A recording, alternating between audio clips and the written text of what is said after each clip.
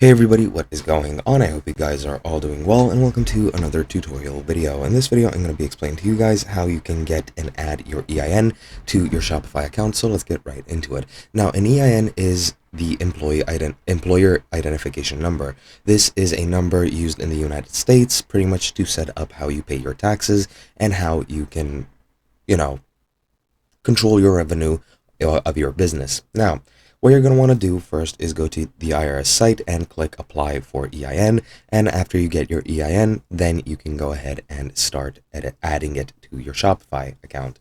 Now, once you're on your admin dashboard like I am right now, you're going to want to go into settings. Now, people report two things. Some people say that if you go into payments, you'll have your button to edit the EIN over here, which I do not, and some other people have it under taxes and duties, and I also don't have it since I'm not within the US, nor do I have a tax liability under US law.